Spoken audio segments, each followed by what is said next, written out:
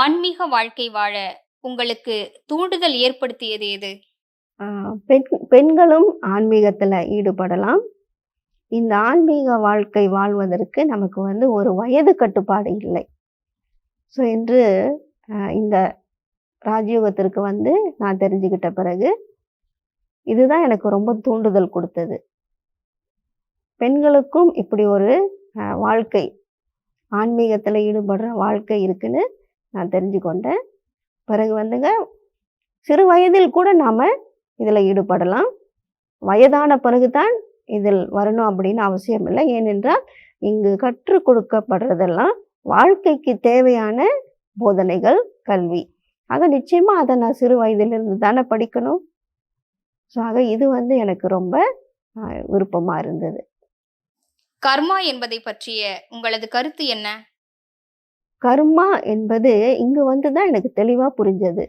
கர்மம் என்றால் செயல், நாம செய்யக்கூடிய செயல்கள்.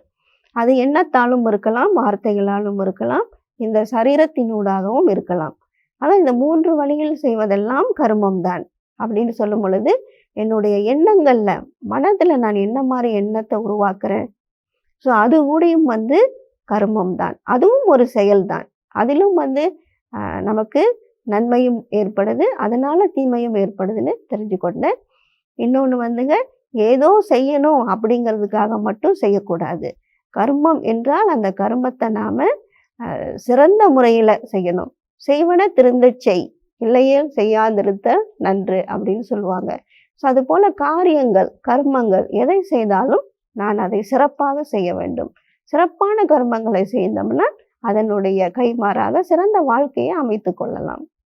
வெளியில் உள்ள உணவுகளை விட வீட்டில் தயாரிக்கும் உணவுகள் எவ்வாறு நன்மை பயக்குகின்றன?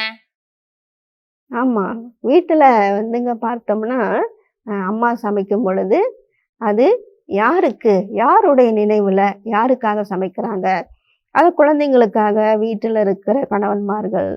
ஸோ அப்படி உணவு நமக்காக சமைக்கப்படுது. நம்மளை நினைத்து நமக்கு என்ன பிடிக்கும் அப்படின்னு பார்த்து யோசிச்சு சமைப்பாங்க.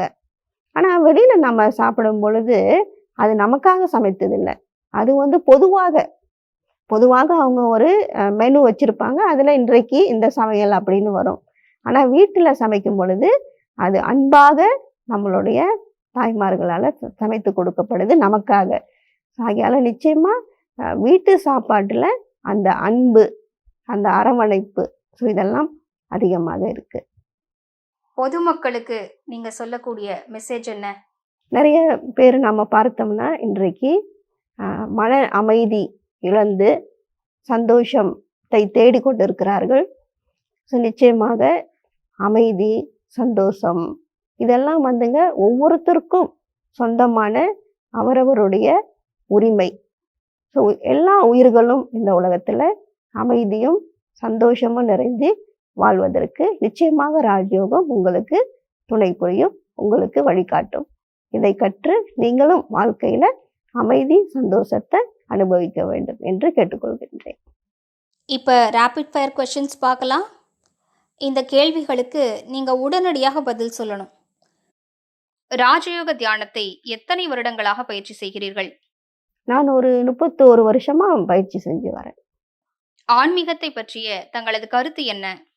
ஆன்மீகம் என்பது ஒவ்வொருவரும் தன்னைத்தான் புரிந்து கொள்வது, தன்னுடைய ஆதி அனாதி நிலையை புரிந்து கொள்வது. பிரம்மா குமாரிகளிடம் தங்களுக்கு பிடித்தது என்ன? இங்க இருக்கிற அமைதி, இங்க இருக்கிற குடும்ப சூழல், இங்க இருக்கிற சேவை மனப்பான்மை. ராஜயோக தியானத்தின் தனித்துவம் என்ன? ராஜயோக தியானம் எல்லா ஆத்மாக்களுக்குமானது. அமைதி சக்தி என்பது எப்படி உதவுகிறது?